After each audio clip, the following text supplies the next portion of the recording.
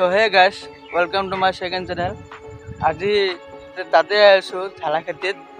ঝালা খেতিত আজি ঝালা তুলি আছে মায়ে, এয়া দেখা পাই আছে ঝালা তুলি আছে।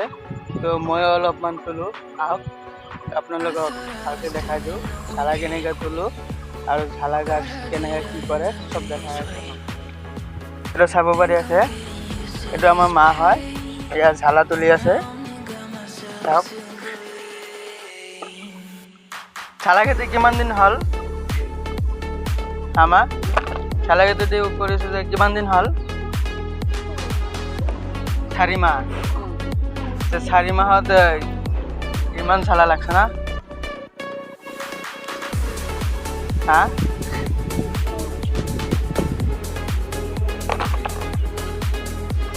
ঝালাবিলাক কি পকিছে নে কি বেয়া হৈছে? বেয়া হৈছে। তো এইবিলাক এতিয়া কি কৰিব?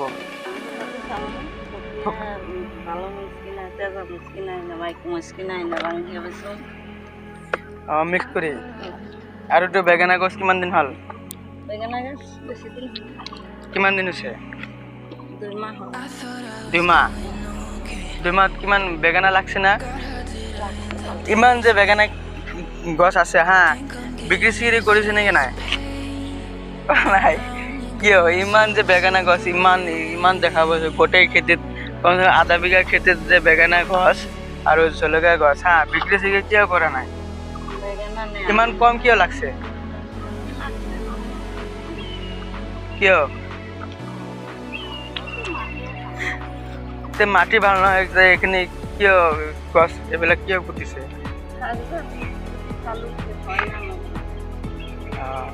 মানে ফাৰ্ষ্ট এইবাৰ, নেক্সট বাৰ ভাল হ'ব আৰু হয়নে নাই? এয়া ভালে দেখোন ঝালা লাগছে। এয়া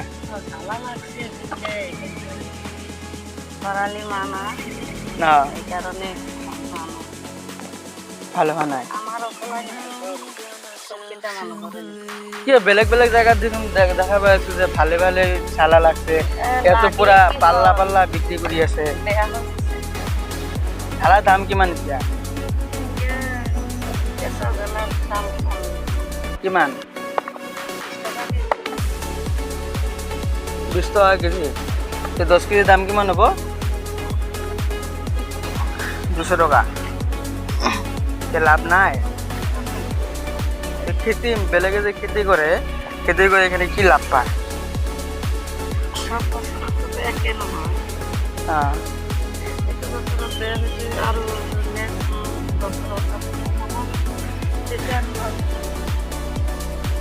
দেখা পালে আপোনালোকে যে এইখিনি হ'ল কাহিনী। আৰু ঝালা খেতি বা বেঙেনা খেতি এইবিলাক কৰি একো লাভ নাই, কিন্তু দামেই কম। আপুনি যদি বেপাৰী হয়, বেপাৰী হ'লে ভাল, মানে বেলেগৰ পৰা কিনি লৈ যায় যদি বজাৰত বিক্ৰী কৰে, তে সেইবিলাক আপোনালোকৰ লাভ হ'ব। নহয় কেজিত কমচে কম 20 টকা 30 টকাকৈ লাভ হ'ব। কিন্তু এয়া ঝালা খেতি যে ইমান দেখা পাই আছে, কিন্তু খেতি কৰি একো লাভ নাই। এয়া চাওক, মই গোটেই খেতিটো দেখাই দি আছোঁ এইফালে, কিন্তু খেতি কৰি একো লাভ নাই। চাওক ঝালাটো কম লগা নাই, ঝালা পুরা গছডাল পুরা ভর্তি পুরা বেগানে তো লাগাই না চাগে, এনেই খেতিবিলাক কৰিছে। বলক আৰু দুটামান কথা সুধো যেনে কি কয় চাও। এয়া গাবলা আনিছে, গাবলাত একো নাই, সোধা গাবলা আনিছে।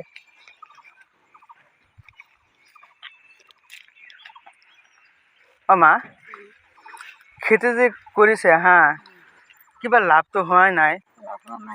ধান খেতি কৰিলে কেনেকৈ আছিল? ধান খেতি কৰিলে লাভ আছিল, এইটো বেকাৰ কৰা হৈছে ন? এয়া চাওক বেঙেনাও লাগছে এইফালে।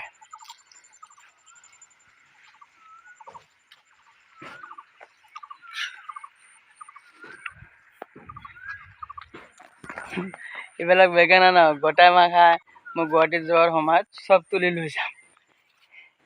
তথাপি এসপ্তাহমান খাব পাৰিম। এসপ্তাহ পইচা কমচে কম বাচিব 500 টকা মান। 500 টকা বাচিলে কিমান হ'ব? ভালেই হ'ব। ঠিক আছে, এইখিনি হ'ল মোৰ ভিডিঅ'। এতিয়া আপোনালোকক খেতিটো কেনেকৈ লাগিল নালাগিল অলপ কমেণ্ট কৰি জনাব। আৰু যদি বাই চান্স কোনোবা খেতি কৰিব বিচাৰে তে অলপ ভাবি চিন্তি ল'ব, যাতে লোকচান নহয়।